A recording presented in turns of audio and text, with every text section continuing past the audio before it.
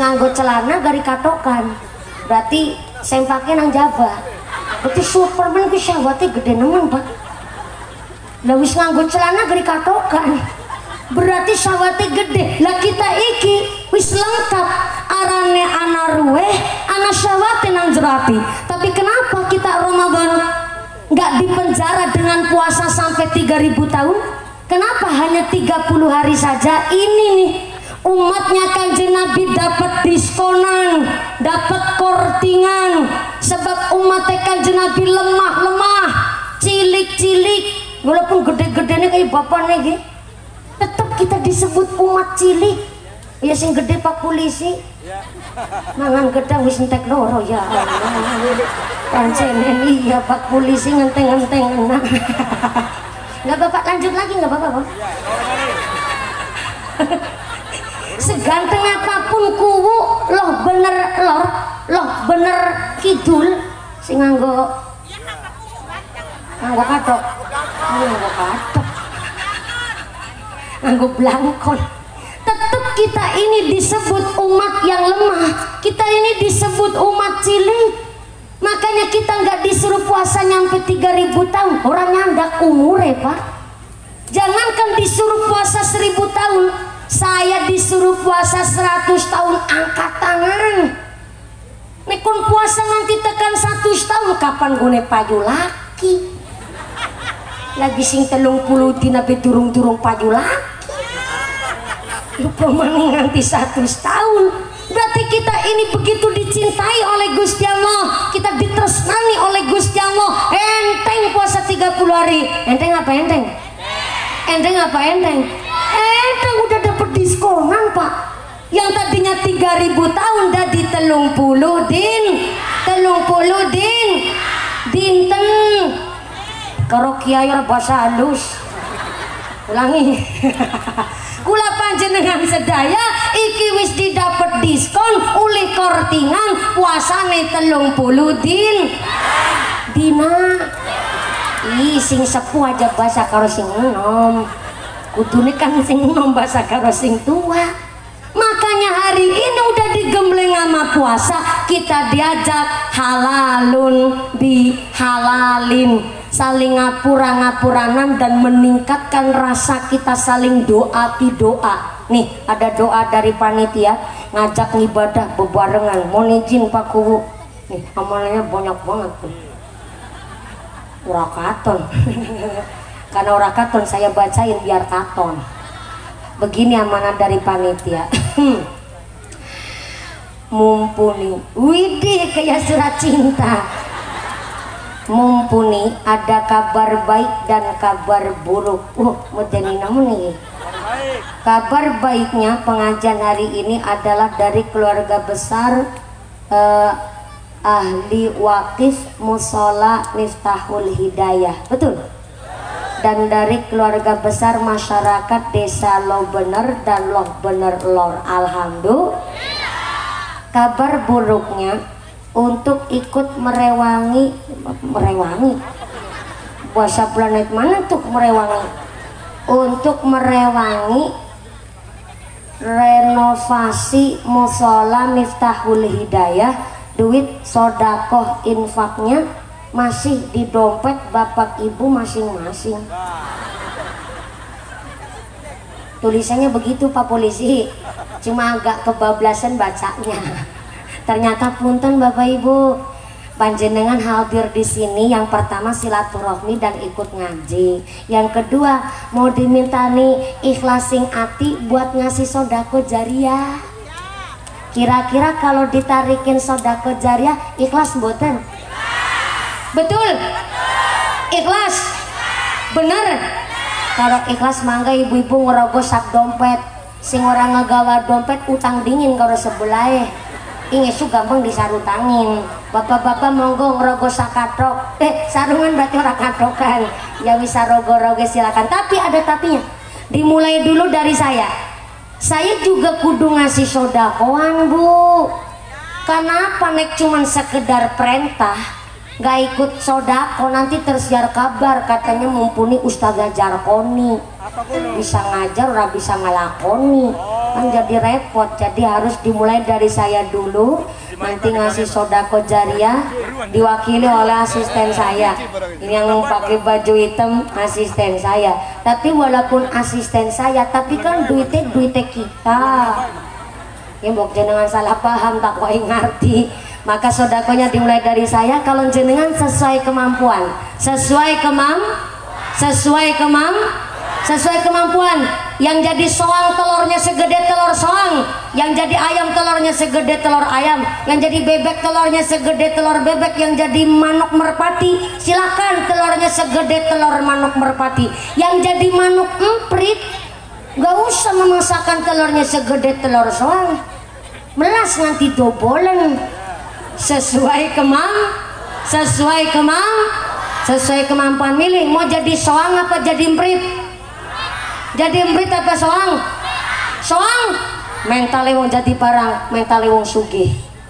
Cita-citane kepingin jadi soang telur sing ukurannya paling gede. Berarti duit ukuran paling gede 100. Soang 100, bebek 50, ayam 40, manuk darah 30. Berarti manuk emprit pira? 2000. Bocah cilik awe 2000 ora apa-apa. Ibu-ibu mau kalunge betekan wudel mas awe 2000. Isin karo wudele. Mangga saya kelasnya panjenengan sepindah lagi. Oh ya, dari keluarga besar Pagar Nusa ya. Oh ya, bukan Setia Hati. Kalau saya mantan atlet Setia Hati.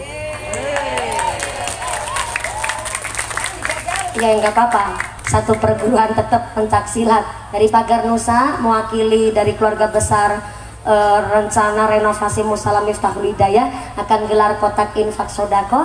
Dimulai dulu dari saya dan mari kita baca sholawat. Pertama saya sampaikan bukan sodako ini nambahi amplop mumpuni udu bu, tapi sodako panjenengan mutlak buat pembangunan renovasi Musala Miftahul Hidayah. Emang musalanya sebelah mana? Sebelah? Oh sebelah sono. Ya Allah, ibunya lagi kipasan tangannya megah ngacung. Bu, musalanya sebelah pun dijawabnya cuma begini.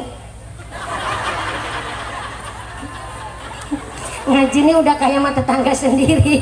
Musalanya sebelah ngendi? Karena tangannya lagi kipasan, sebelahnya ke HP nyoting mumpuni. Ya udah nggak apa-apa. Kotak infaknya silakan mutar. Dimulai dari atas sini nggak apa-apa mas. Si Nabi baca sholawat sesarengan. Sallu ala Nabi Muhammad. Ya Nabi.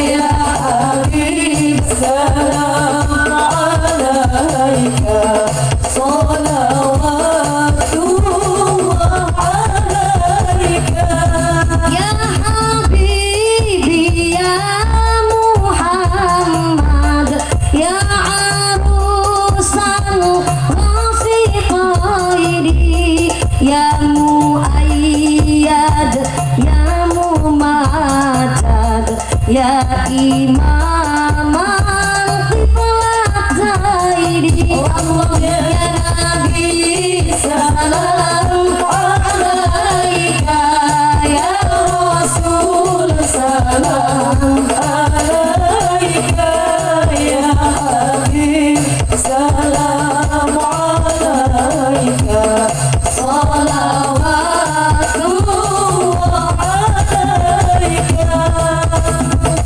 Allahumma sholli ala Muhammad. Kotak infaknya tetap berjalan, sorbannya tetap keliling, ngajinya dilanjut untuk efisien waktu. In ahsantum li anfusikum. Wong nandur sae mesti bakal panen ingkang sae. Amin Allahumma. Hari ini Anda sodakoh berupa uang, nanti Gusti Allah mengembalikan ke jenengan gak mesti berupa uang Bu, tapi bisa berupa badannya sehat, sehat walafiat, punya semangat lakoni ibadah, keluarganya adem ayem tentrem, jadi masyarakat yang ahli ibadah. Sekedap anak sing main lampu laser ya nggak apa-apa sih. Anak kecil sebelah pojok tuh ya main laser nggak apa-apa, lagi mumpuni, lagi diincer berarti Bu. Ya Allah, bujang cilik juga ngincer mumpuni. Tak pindah sebelahnya yang mana diincer. Tadi sampai mana tuh? Di sini aja nggak apa-apa, di sini nggak apa-apa, aman kok Pak. Soalnya banyak bapak-bapak di sini. Nggak apa-apa, sini aja. Nggak apa-apa, nggak apa-apa. Cuman tadi ada yang di pojok sana agak iseng main laser. Pinter banget tuh, yang diincer matanya persis. Yang di sini nggak apa-apa kok, di sini aman. Nggak apa-apa, duduk aja di sini. Iya, duduk. Oh ya di sini nggak apa-apa. Pinternya, masya Allah. Udah pada sunat belum? Wish, alhamdulillah. Pinteran nemen, lah seneng gih bocah-bocah cilik. Iki arane bocah pinter ngaji. Sarungan, nganggo peci, pada ngaji nanti iki durung. Alhamdulillah. Dalam Malik mari ngendi nggih? Oh ya Malik, alhamdulillah di absen dulu. Mudah-mudahan nih anak-anak kita yang diajak ngaji dina bengi iki jadi bocah sing soleh-solihah, bocah sing urut ayun, selamat nabung tua dunia akhirat. Allahumma amin Allahumma. Lanjut lagi, in ahsantum li anfusikum. Panjenengan nandur sae mesti ini bakal panen ingkang sae. Moga-moga sedekah panjenengan hari ini buat nolak bala, narik rizki yang gawa manfaat, gawa barokah. Allahumma. Saya mewakili segenap panitia mengucapkan sing maringi matur nuwun sanget, sing boten maringi kebangetan banget, sing apen-apen turu tak dongakna lemu kaya sapiku. Makasih. Matur nuwun sangat. Saya lihat Pak Kuwu juga memberikan sodako, sampai Pak Babinsa, Pak Babin Kamtipmas. Saya sebenarnya tahu kalau polisi itu gajinya nggak seberapa Pak. Iya, soalnya gajinya Pak Polisi sama amplop saya sepanggung beda jauh. Nggak apa-apa Pak Polisi, moga-moga yang berkah Allahumma. Dulu Pak Polisi, kakak saya itu nyalon polwan. Tapi ternyata dari para kiai dan keluarga besar langsung nolak Pak. Kakak saya nggak boleh jadi polwan, soalnya kakak saya laki-laki Pak.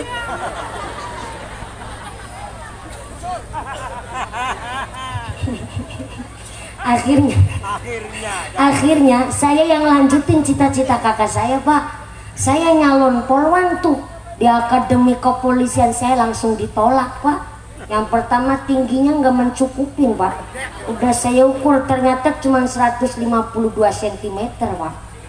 Yang kedua giginya pating cerolok Pak, nggak masuk saya jadi anggota kepolisian. Tapi kan waktu itu saya ngebut banget Pak, bagaimana caranya saya kepingin jadi keluarga anggota polisi.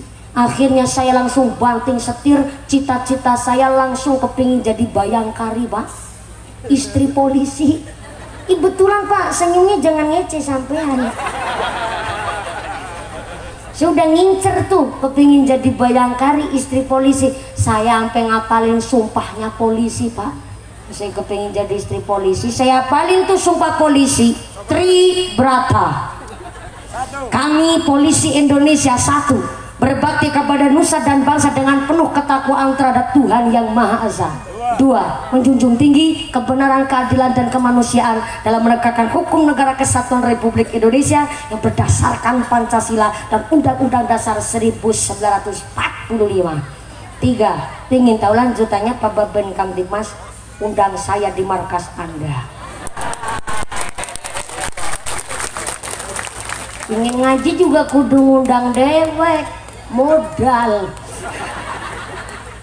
Terima kasih Pak Polisi, Pak Babinsa.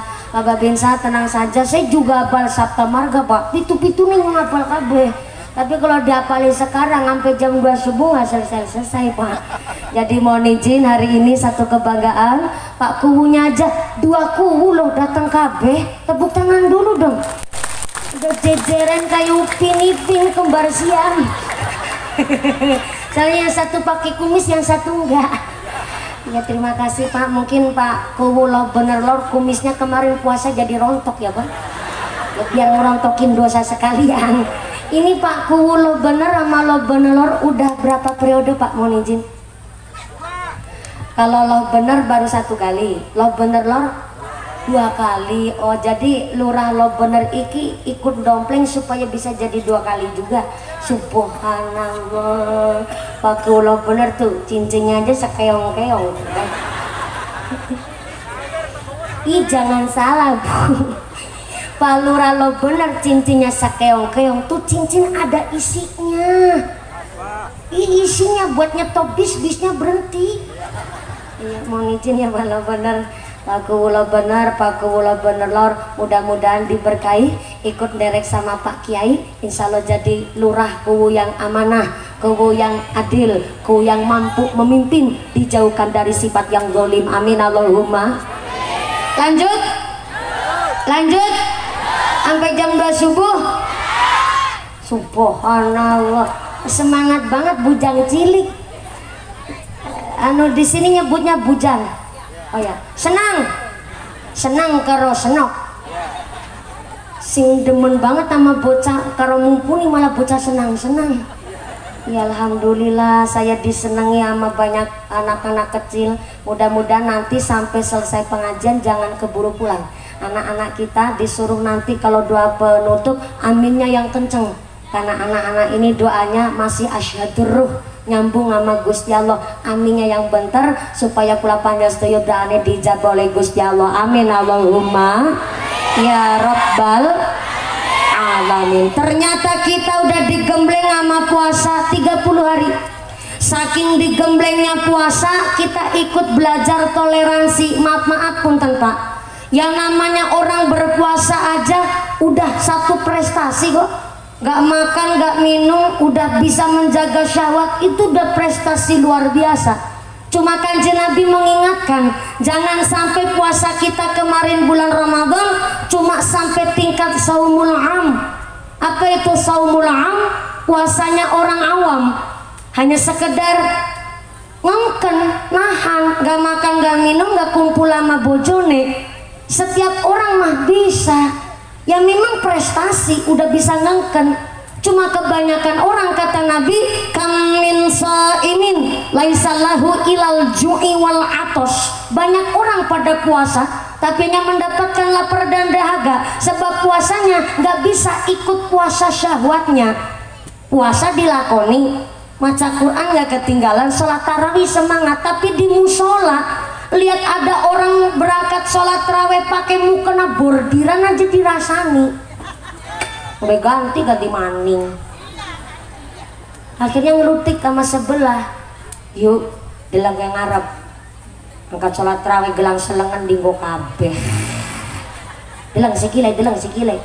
nanti cikil bedi gelangi ya yu ya tume tangannya gelangan dela-dela kukur-kukur baik ini dijak ngomong jadi nyambung orang heran kearane wong sugih anyaran sof belakang ikut denger terus ngelutik aja seru-seru aku udah di melu kromo iku ibu ngarep gelangi selengan di kok kabeh dudu mas asli.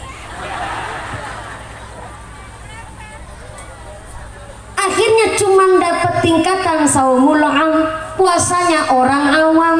Maka memang betul udah mau puasa jatuh syukur alhamdulillah satu prestasi. Sebab apa? Mampu menghormati, ikut menghormati yang lagi pada puasa. Walaupun masalah pahala urusan hak prerogatifnya Gusti Allah. Cuma maaf, di dalam kitab Tanbihul Ghafilin, masih di dalam Tanbihul Ghafilin, ada satu riwayat toleransi beragama yang begitu luar biasa. Tapi sebelum saya cerita Tanbihul Ghafilin, saya masuk ke kisah saya dulu.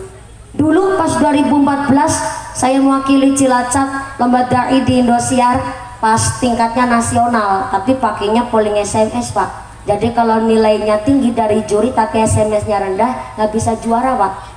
Dan di tahun 2017 saya dipanggil lagi sama Indosiar, tapi lomba dai yang tingkat Asia dari 5 negara, Indonesia, Malaysia, Singapura, Brunei Darussalam, ketambahan Timor Leste. Tapi nggak dari polling SMS, alhamdulillah. Jadi nggak terlalu modal banyak Pak. Jadi mutlak penilaian dewan juri dari 5 negara. Alhamdulillah saya kasih informasi, cuma sekedar informasi. Satu-satunya alumni Indosiar dai perempuan yang juara 1 berulang kali hanya mumpuni Handayaya.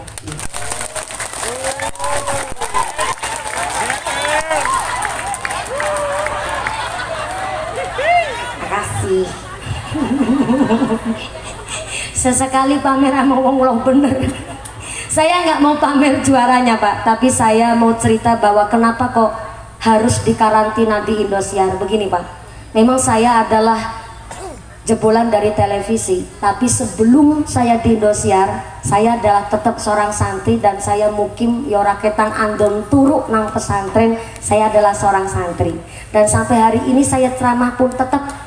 Tiap hari saya ngisi pengajian itu satu harinya 3 kali, pagi, sore, malam. Tadi pagi saya di Bumi Jawa Tegal, sorenya di Talang Tegal, malamnya langsung ke sini. Besok pagi di Majenang, sorenya di Wanareja, malamnya di Pangandaran. Tiap hari seperti itu.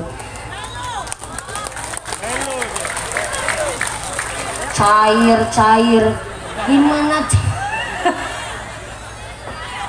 gimana ceritanya saya yang ceramah ibu sing ngitungin amplop saya cuma mau cerita walaupun tiap hari saya pengajian, kalau khusus hari Jumat saya nggak menerima tamu Pak. Walaupun ada tamu, maaf ya, nggak kami bukakan pintu kalau hari Jumat. Jadi kalau jenengan mau tindak ke gubuk saya jangan hari Jumat. Karena hari Jumat pertama manajer saya nggak menerima tamu, khusus buat istirahat. Dan hari Jumat pagi sampai sore saya ngaji kitab. Jadi kalau saya sowan ke pondok, kadang kiai saya yang tindak ke gubuk saya. Kita harus ngaji kitab. Dan saya nggak mau modal ceramah itu hanya sekedar lewat internet Pak. Saya nggak mau ngutip dari internet. Kenapa? Kalau ngaji hanya sekedar modal dari internet, apa besok di akhirat Mbak Google mau tanggung jawab? Sanatnya nggak nyampe. Jadi walaupun saya tukang ceramah, tenang, saya ceramah nggak pakai nafsu Pak, tapi pakai dasar, pakai kitab. Dan ada seorang kiai yang memang udah jadi panutan saya kanggo ngaji. Kiai saya, maaf, Allahyarham Romo Kiai Marzuki, yang kemudian Allahyarham Romo Kiai Haris Sofa dari Kalibeber Wonosobo. Beliau adalah kiai pokok saya dan beliau memang sudah nggak ada Pak. Tapi alhamdulillah dilanjutkan oleh putra mantunya dan saya pun masih ngaji dengan kiai saya Pak Kiai Ibnu Mukti dari Melangi Yogyakarta. Jadi khusus kalau hari Jumat kiai kami itu mulang langsung secara langsung jadi mentor kepada saya. Bapak saya yang ngebuatin materi. Kenapa harus begitu? Nggak bisa Pak, ceramah itu hanya sekedar nafsu dari diri sendiri, nggak bisa. Sebegini banyak loh orang cuman dengerin saya, tanggung jawab saya gudenya luar biasa. Jadi tetap saya ceramah pakai dasar. Saya cuma mau pamer saya adalah mari anak-anak kita titipkan ke pondok pesantren, ke TPQ, ke madrasah. cita-citanya jadi apapun tetap harus didasari oleh agama. Tepuk tangan para santri-santri kita luar biasa hari ini. Iya, senang sing pinter ngaji pada bekti karo wong tua. Cita-citanya pengen jadi apa? Jadi polisi Pak. Alhamdulillah. Polisi ada lagunya tuh. Pak tentara nggak kepingin jadi Banser. Banser itu TNI Angkatan Langit. Kalau Pak Babinsa TNI Angkatan Darat, betul ya Pak? TNI AD, terima nasib ini apa adanya. TNI. Kalau Banser TNI Angkatan Langit. Kenapa Angkatan Langit nggak bayaran? Iya. Jangankan bayar, kadang-kadang rokok aja nggak keluar. Yang ikhlas ya Pak Banser. Begitu ngadeg ngeyayer. Kita tepuk tangan dulu dong buat Banser Pak. Hari ini justru jabatan paling tinggi Pak Banser. Maaf ya Pak Babin Kamtipmas, jenengan kalah jabatan nama Banser. Soalnya Pak Kuwu abdi negara, polisi abdi negara, TNI abdi negara, mumpuni pun abdi nih. Kenapa disebut ngabdi? Karena masih mengharapkan gaji plus bengkok. Bukan sama bengkok-bengkoknya Pak, diterima kabeh. Begitu aja masih protes demo, katanya minta jabatannya 9 tahun. Gong apa? Tapi kalau Banser bukan abdi lagi, beliau ini berkhidmat. Apa itu berkhidmat? Udah nggak ngarep gajian bayaran tuh, sepatu modal dewek. Pakai jaket anti peluru Pak, tuku dewek, nggak bayaran nggak gajian, namanya berkhidmat. Mudah-mudahan dereka kenang dotil ulama, berkah dunia akhiratnya, kuat iman takwanya. Allahumma. Tadi sampai mana jadi lupa lah saya. Lagi ngebahas apa tadi? Kiai. Oh iya bener, bahas Kiai. Jadi saya di tahun 2017 ada satu kisah yang nanti akan saya sampaikan. Saya masukin ke Tanbil Ghafilin, bahwa saya 2017 dikarantina sampai 2 bulan di Indosiar. Kenapa 2 bulan? Karena ternyata kita ceramah dikasih jatah 5 menit live di televisi. 5 menit ini Pak harus ada salam muqaddimah, materi, dalil, Quran dan hadis harus jelas, dan ada lawakannya 5 menit. Bayangin, akhirnya kami di karantina 2 bulan. Saya belum pernah ngicipi Ramadan di rumah bagaimana rasanya. Hampir tiap tahun, tiap tahun pas Ramadan, pas lagi lombanya, akhirnya saya minta jatah cuti 5 hari sama Indosiar, dikasih, alhamdulillah. Tapi baru 2 hari di Cilacap langsung disuruh balik ke Jakarta. Ternyata banyak syuting iklan dan lain-lain. Akhirnya mau ndak mau saya beli tiket kereta mendadak. Karena mendadak saya berangkat dari stasiun Kroya Cilacap, saya kaget gerbong yang saya naikin kosong, belum langkah sing numpak. Nyong dewekan Pak. Lah dari stasiun Kroya saya sendirian, dan di gerbong itu cuma saya. Tambah sombong saya Pak. Harap mangkat jadi peserta booking gerbong dewekan. Tapi ternyata wong sombong langsung diuji oleh Gusti Allah. Baru saya kemecap ngomong begitu. Stasiun Banyumas Purwokerto, saya berhenti tuh kereta. Ternyata setelah berhenti tuh kereta langsung penuh gerbong yang saya naikin, dipenuhin oleh orang rombongan wong Kristen. Wong Kristen ini baru ziarah dari Goa Bunda Maria Kalibagor Banyumas. Si juga kaget Pak. Wong Kristen ziarah. Penuh gerbong. Ternyata gerbong yang saya naikin udah di booking sama rombongan orang Kristen dari Jakarta yang memang sengaja ziarah ke Kalibagor Banyumas. Akhirnya mau ndak mau kita berbagi tempat. 2 orang ibu-ibu depan saya, 1 orang ibu-ibu di samping saya, tapi orang Kristen semua Pak. Dan saya ngobrol sampai sore. Mau maghrib saya ketiduran, saya dibangunin sama orang Kristen. Mbak udah maghrib. Langsung saya melek. Karena saya mendadak gak bawa kurma, akhirnya saya cuma ngebatalin puasa pakai air putih. Ternyata orang Kristennya nawarin gedug goreng Sokaraja. Habis belanja oleh-oleh dari Sokaraja buat dibawa pulang ke Jakarta, saya ditawarin tuh gedug goreng sama orang Kristen. Silakan Mbak, ngicipin takjil gedug goreng. Saya gak mikir tuh mangan oraya, saya gak kurang yakin soalnya tuh yang nawarin orang Kristen. Tapi orang Kristennya tahu saya kurang yakin, akhirnya orang Kristennya bilang begini, Mbak tenang saja, ini getuk goreng halal. Dok saya ngobatin, orang Kristen ngerti halal bareng ya. Saya balik tanya dong, taunya halal dari mana? Lah ini kan tulisannya getuk goreng Haji Tohirin. Haji Tohirin. Ternyata orang Kristen sesimpel mikirnya kalau yang ngebuat makanan seorang haji tentunya makanannya jadi halal. Sesimpel itu orang Kristen mikir. Saya ketawa tapi saya ambil 3 biji. Saya makan tuh buat ngormatin, wong dia juga udah nawarin.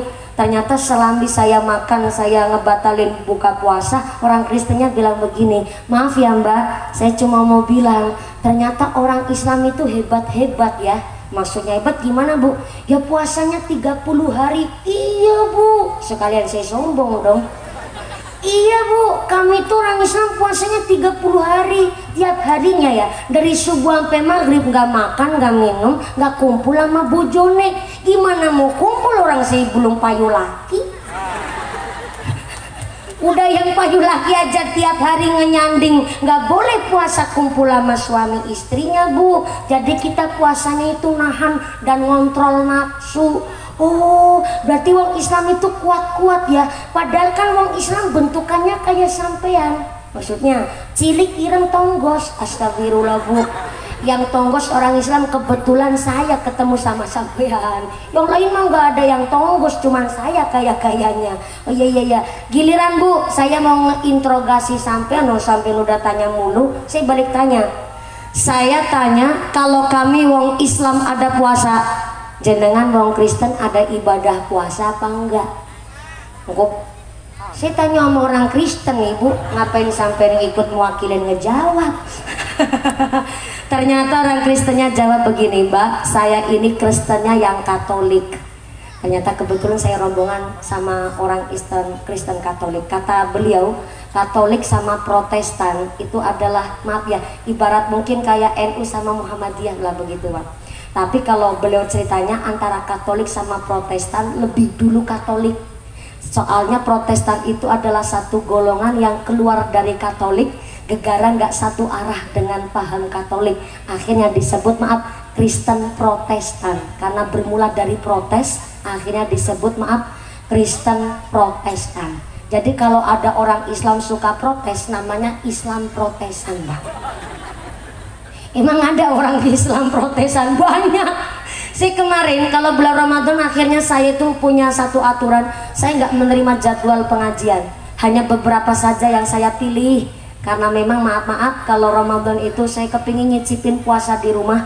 Sampai Indosiar televisi Trans 7, Trans TV, sementara kita tolak jadwalnya. Saya kepingin nyicipi atmosfer puasa di kampung sendiri. Betul banyak orang Islam Protestan Pak. Saya ditanya sama ibu-ibu setelah salat tarawih, saya tadarus, habis tadarus gak pulang ke rumah, tapi ngobrol sama ibu-ibu muslimat. Ada yang Islam Protestan tanya begini, mumpung nih saya mau tanya ya, mumpung ketemu sama sampean, soalnya saya bingung nih, orang wudhu, habis wudhu terus kentut, kenapa pas wudhu lagi yang dibasuh bukan bolongan entute? Ada Pak orang Islam model begitu, nanya bikin mumet Pak. Sampai saya malah ngebatin, iya ya, kenapa dulu saya di pondok gak tanya begituan sama kiai saya? Saya mau ngomong, ulangi pertanyaannya gimana? Kenapa wong ngentut, lebar ngentut kok wudu maning, sing dibasuh dudu bolongan entute? Saya ngejawab, ya Allah Bu, bisa sampai mikir tekan samono. Ya wis, karena sampean takon, untung saya lebar ngaji bab itu. Kata kiai saya di dasar kitab Al Aslu Lam Yus'al, syariat paten gak usah dipikir mumet.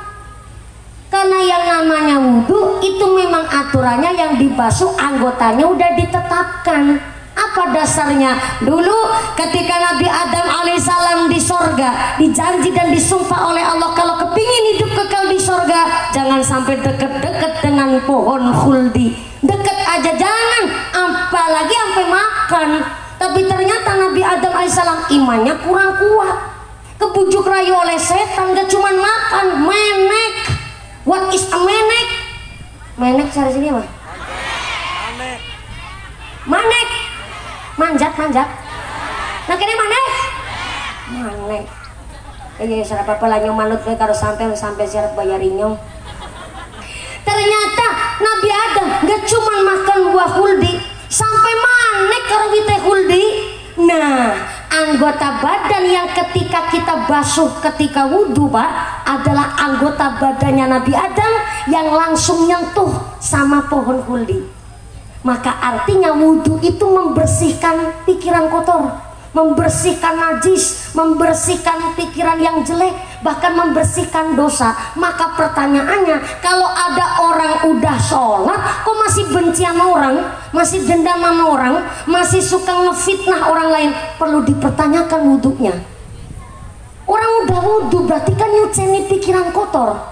Lah ngapain Nabi sholat masih dendam sama orang lain, masih lambene tumbak cucukan, seneng gawe fitnah sama orang lain, itu wudhunya gimana? Akhirnya ibu-ibu ngejawab, ya jangan jengkel, mumpuni orang saya cuma tanya. Soalnya tadi saya pas sholat tarawih itu kerasa makces begitu. Lah ces itu termasuk ngentut apa ora? Ya Allah Bu, entah itu ces, cis, cus, tut, tot, brot, iku arane ngentut. Batal wudhu nih batal sholate, kudu diulang wudhu nih diulang sholate. Oh, lah gereng-gone ces burine moni prepet-prepet. Itu tetangga saya modelnya begitu Pak. Akhirnya saya terus pulang, tapi pulangnya saya sambil lari Pak. Saya lari sambil bilang, iku karo ampasen dean. Langsung saya balik ngomong. Itu kalau bukan nama tetangga saya nggak ngomong begitu Pak. Jadi ada Islam Protesan juga. Tapi yang ketemu sama saya di satu gerbong orang Katolik bilang begini, kami ada ziarah, kami ada zikir. Saya lihat emang beliau itu pakai tasbih Pak, tapi tasbihnya itu bunyinya crek kayak koin ketemu koin. Jadi terbuat dari besi yang dilapisi sama aluminium. Mulutnya juga umut-umut Pak, tapi umut-umut baca apa sih juga nggak tanya Pak. Itu kan privacy. Dan yang ketiga beliau bilang, kami Katolik ada puasa, Islam puasanya 30 hari, kami Katolik puasanya 40 hari. Widih, mantep bener Bu. 40 hari? Iya, kami puasanya nahan nafsu. Contoh begini Mbak, kami puasanya saya suka makan bakwan. Saking sukanya saya makan bakwan, kalau nggak makan pakai bakwan nggak bisa makan, karena bakwan adalah makanan favorit saya. Tapi berhubung saya lagi puasa, maka 40 hari saya nggak boleh makan bakwan, tapi boleh makan yang lain. Oh, begitu. Akhirnya saya terus bikin candaan. Maaf ya Bu, saya logika yang saya tangkep, berarti saya lagi cinta sama suami saya tuh, umpama saking cintanya sama suami saya, kalau nggak hidup sama suami saya nggak bisa hidup. Orang saya demen banget sama suami saya, tapi berhubung lagi puasa 40 hari saya nggak demen sama suami saya, tapi boleh demen sama suami tetangga. Untung sandalnya nggak terbang Pak, jadi langsung diseneni. Nggak begitu ceritanya, beda hukum. Oh ya. Ternyata di Kristen pun ada puasa, dan ternyata beliau pun sangat menghormati kita orang Islam yang lagi puasa. Masa sesama Islam malah nggak saling hormat, malah sengaja udut nang ngarepe umum sampai nyedot es nang pinggir dalan. Sehingga menyalahkan kalau ada warteg tetap buka pas Ramadan, nasi padang tetap buka, mangga. Mungkin diniatkan oleh bakul pedagangnya untuk melayani musafir, orang yang lagi perjalanan jauh, ataupun orang-orang yang lagi uzur, ataupun melayani orang-orang yang non muslim. Itu saja ditutup pakai tenda, ditutup pakai kain, supaya apa? Nggak secara langsung di mata orang yang sedang berpuasa. Maaf Pak, saya orang dewasa lagi puasa, tiba-tiba ada senang lagi makan es krim, ya nggak mungkin dong hanya gara-gara saya lihat senang lagi makan es krim terus saya ngebatalin puasa. Nggak serapuh itu iman saya. Cuma orang Kristen aja ngormatin kita yang lagi puasa, sampai-sampai di dalam Tanbihul Ghafilin diriwayatkan dulu ada orang Yahudi, anaknya itu senang main sama tetangganya yang orang Islam. Ternyata anaknya ibu-ibu Yahudi ini njaluk mangan nang ngarepe wong Islam mesti lagi puasa Ramadan. Bocah lanangnya ciliki ngomong ngaring mamane, "Ma,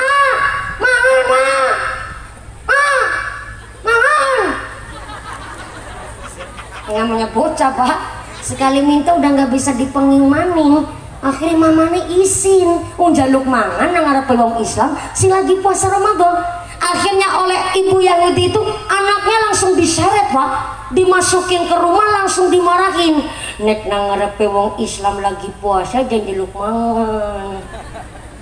Ibu nggak usah ketawa kalau ibu ngemarahin anaknya kan begitu. Ya bahasanya sih halus kalau ibu ngemarahin anak, oh bocah soleh, bocah bagus, bocah pinter. Tapi kan untungnya kalau gatik, bocah soleh, bocah pinter, bocah soleh, ya bocah bagus. Tapi kan karon jiwitnya nanti muter. Sama kayak ibu Yahudi itu ngemarahin anaknya sambil ngomong begitu. Nek nang ngarepe wong Islam sing lagi puasa, aja njeluk mangan. Isin karo sedulur Islam ngurmati karo sedulur Islam. Nek arep mangan meneh mancing ring kamar. Akhirnya anaknya langsung dimasukin ke kamar. Habis dimasukin ke kamar, ibunya ke dapur ambil piring, ditaruh nasi plus lauk, anaknya langsung dikasih makan, kamarnya dikunci. Jadi selama di kamar belum selesai makannya, belum boleh keluar. Habis udah selesai mulutnya dilap pakai anduk.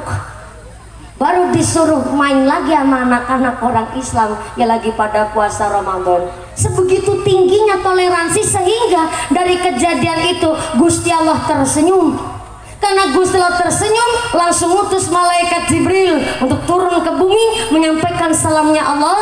Lewat lantaran malaikat Jibril disampaikan kepada Kanjeng Nabi untuk disampaikan kepada orang Yahudi yang sangat menghormati orang Islam yang lagi puasa itu tadi.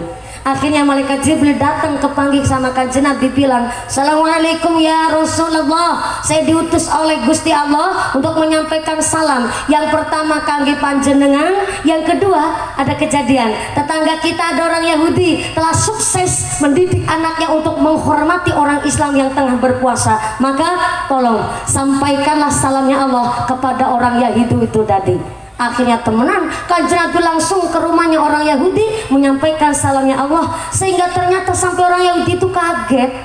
Tuhannya panjenengan titip salam buat saya. Iya ibu. Orang Yahudi ini langsung nangis pak. Bareng nangis terseduh-seduh, akhirnya orang Yahudi ini langsung mu'alaf manjing Islam. Gara-gara tingginya toleransi. Bayangkan di bulan Ramadan begitu pelajaran yang luar biasa. Maka kenapa setelah Ramadan usai, kita di bulan Syawal saling halal bihalal ngucapin doa taqabbalallahu minna wa minkum siyamana wa siyamakum minal aidin wal fa. Itu doa. Moga-moga ibadah saya ibadahnya jenengan, puasanya saya puasanya panjenengan diterima oleh Gusti.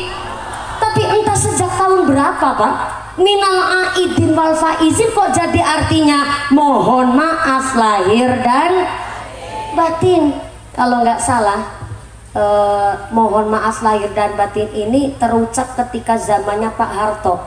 Ada lagunya itu kan, yang Kus Plus apa Bimbo ya, yang minal aidin wal faizin, maafkan lahir dan batin, selamat para pemimpin, rakyatnya nganggur dan aku nganggur dan miskin.